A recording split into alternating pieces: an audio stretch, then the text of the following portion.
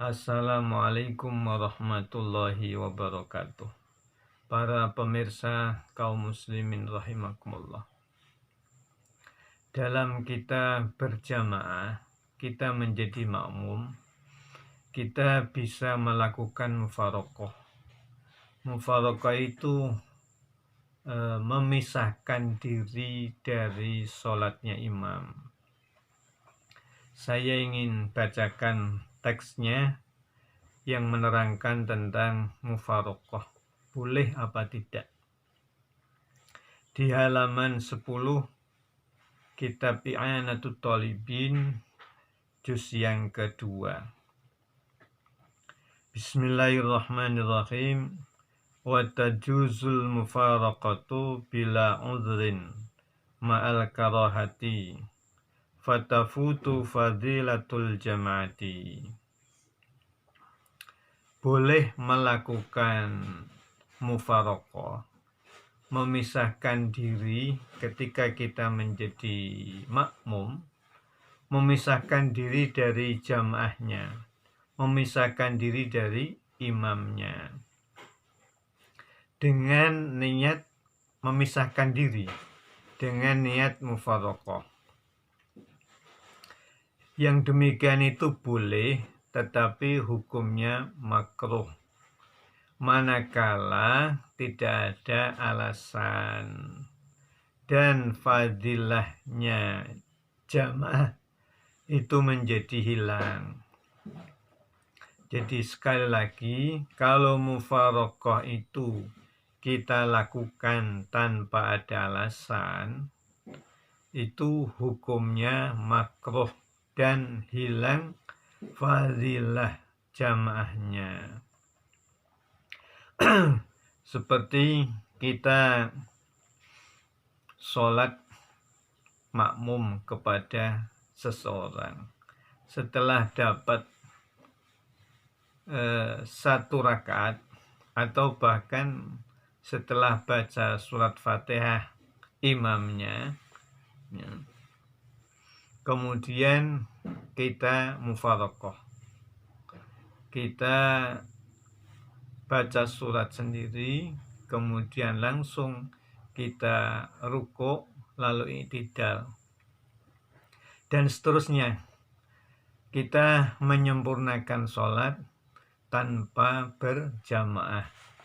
Yang demikian itu boleh, sekalipun tanpa adanya uzur, akan tetapi hukumnya makruh dan fadilah jamaahnya menjadi hilang.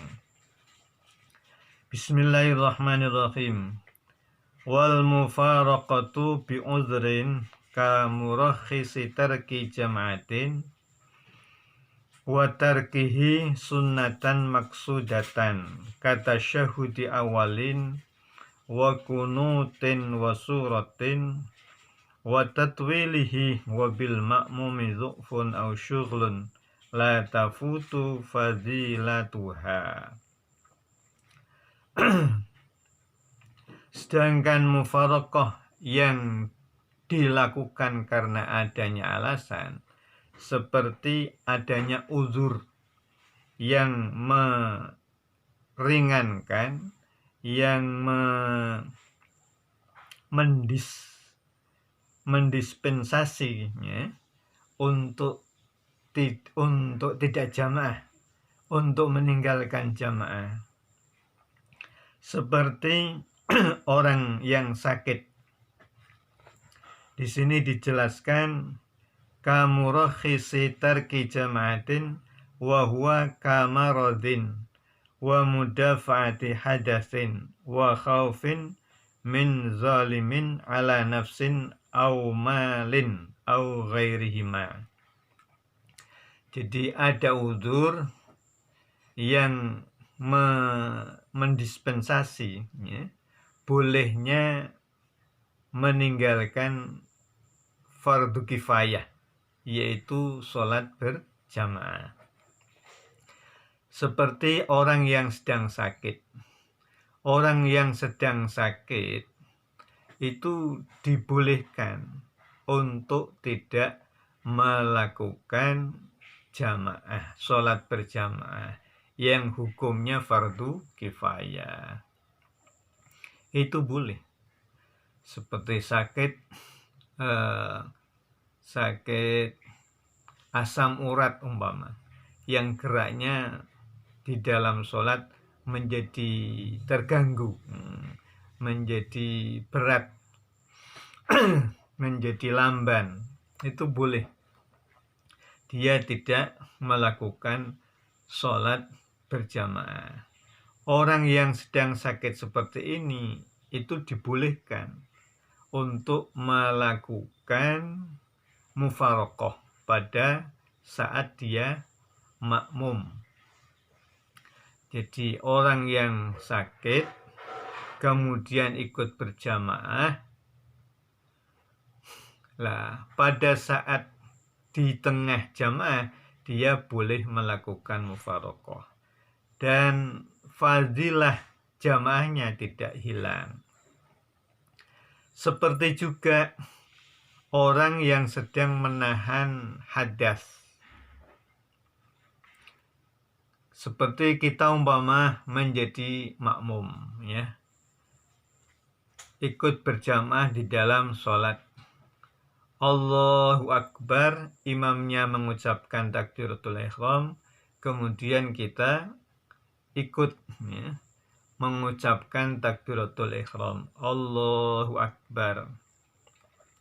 Setelah kita membaca takbiratul ihram, kemudian baca iftitah, terus baca Al-Fatihah, ya, surat Al-Fatihah, kita merasa mau kentut, kita merasa mau kentut atau terasa mau kentut atau buang air besar, sehingga pada saat itu kita sholatnya sambil menahan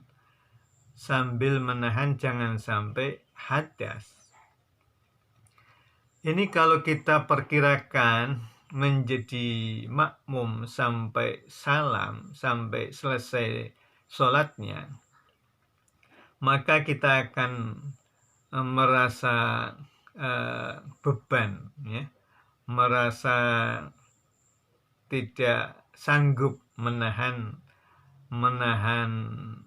untuk tidak hadas itu, menahan kentut itu, menahan untuk tidak kentut itu. Akhirnya kita pada saat itu dibolehkan untuk melakukan mufaraqah. Niat di dalam hatinya memisahkan diri dari imamnya, terus kita sholat sendirian, kita sempurnakan sholat itu dengan tanpa ikut imam atau dengan tanpa berjamaah. Yang demikian itu boleh dan tidak hilang fadilah jamaahnya. Kenapa? Karena kita di dalam mufaraqah ada alasan.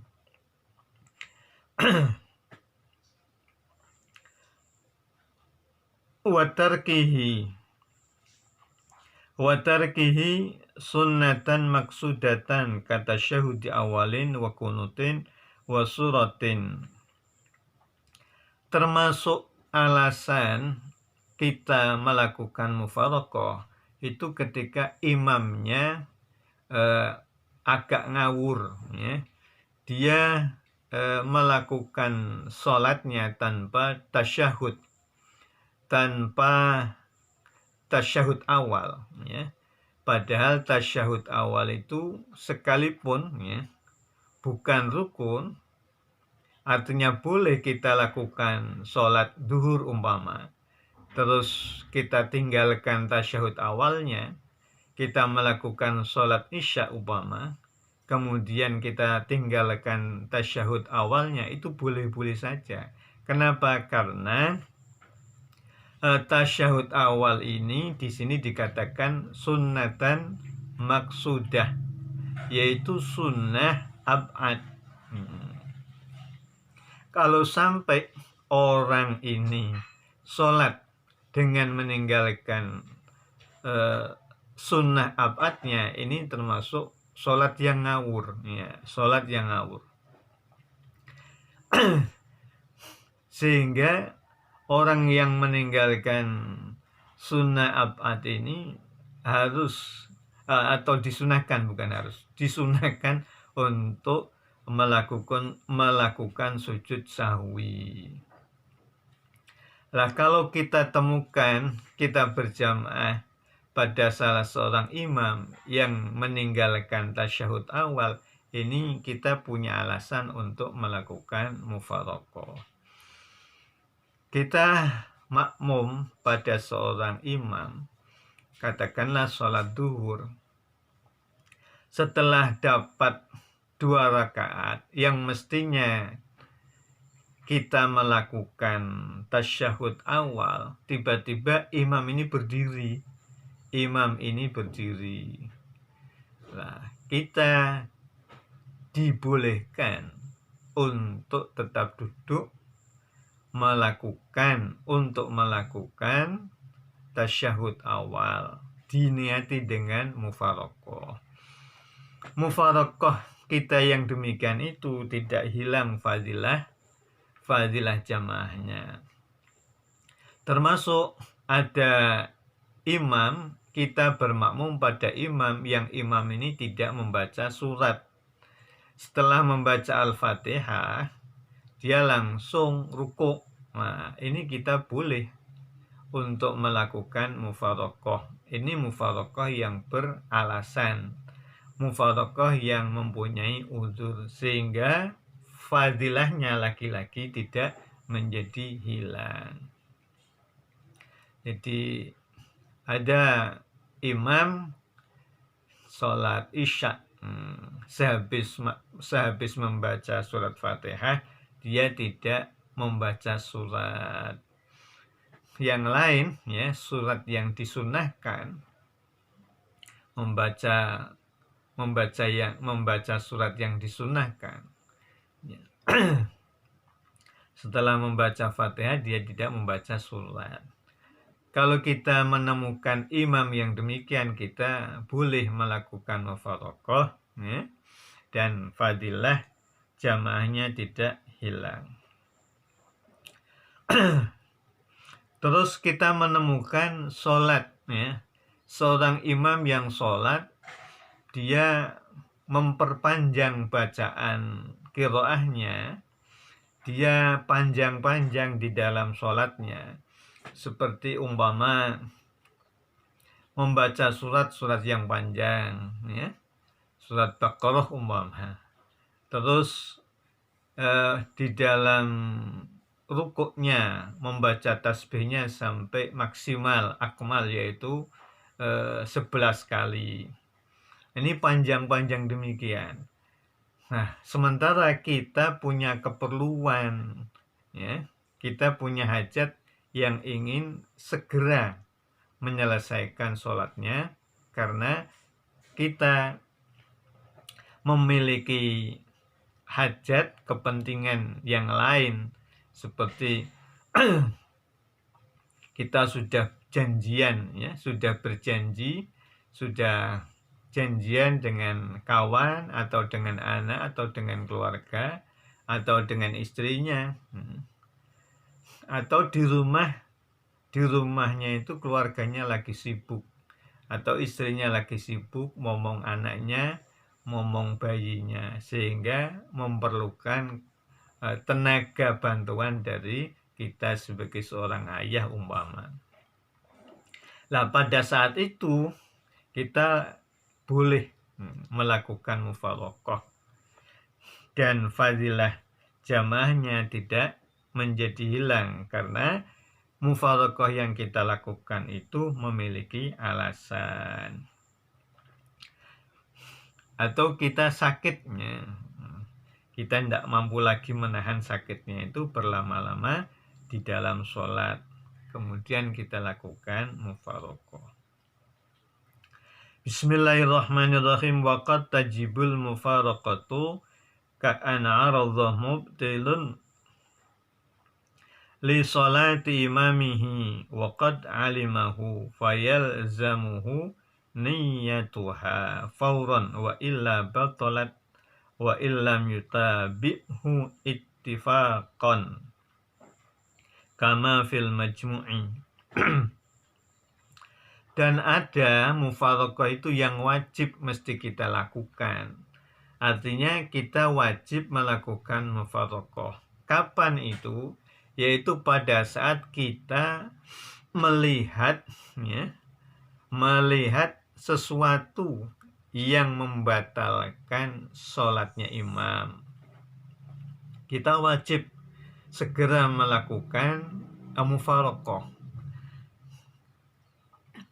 dengan segera, sekalipun kita belum mengikuti dia, sekalipun kita belum mengikuti gerakan dia, sekalipun kita belum mengikuti gerakan imamnya. Kalau sampai kita tidak segera melakukan mufaraqah, maka sholat kita menjadi batal. Ini sudah ittifaq para ulama, sebagaimana yang dijelaskan di dalam kitab Al-Majmu'. Jadi contohnya seperti kita makmum pada seorang imam. Karena kita berada persis di belakang imamnya, kemudian kita melihat sarungnya imam atau celananya imam itu sobek, bolong, lubang di bagian pantatnya. Ini batal, membatalkan sholat. Kenapa? Karena auratnya terlihat. Karena kita melihat keadaan yang demikian, sesuatu yang membatalkan bagi sholatnya seorang imam, maka pada saat itu kita wajib, sekali lagi kita wajib melakukan mufaraqah, dan itu harus kita lakukan segera, sekalipun kita belum mengikuti gerakan imam. Artinya sekalipun imamnya itu belum rukuk dan kita belum ikut rukuk, kita harus segera niat mufaraqah. Manakala tidak kita lakukan mufaraqah dengan segera, maka sholat kita menjadi batal. Atau kita melihat begitu kita takbir ihram mengikuti berjamaah, mengikuti imamnya, tiba-tiba kita melihat di bajunya imam ini ada tai cecaknya. Itu hal yang membatalkan sholat. Oleh karena kita wajib segera melakukan mufaraqah. Manakala kita tidak segera melakukan mufaraqah, maka sholat kita menjadi batal. Jadi itu keterangan penjelasan tentang mufaraqah. Jadi mufaraqah itu ada yang kita lakukan hukumnya makruh, sekalipun boleh hukumnya makruh, yaitu mufaraqah yang tidak ada alasan. Yang kedua, mufaraqah yang dianjurkan manakala kita memiliki uzur.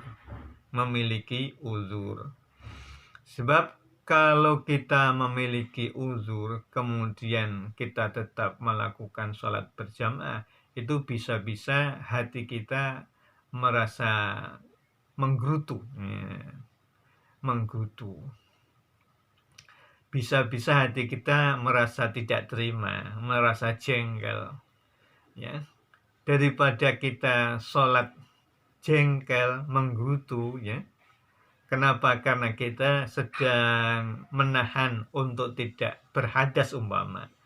Sudah keburu mau kentut, imamnya terus panjang-panjang dalam melakukan sholatnya.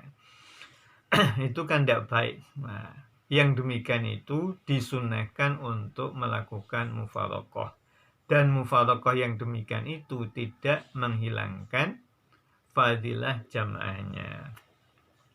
Terus yang ketiga, itu kita wajib untuk melakukan mufarokoh manakala kita menemukan hal-hal yang membatalkan sholat pada imamnya. Demikian ya yang dapat saya sampaikan. Mudah-mudahan ini menjadi tambahan pengetahuan bagi kita. Al-afa minkum. Assalamualaikum warahmatullahi wabarakatuh.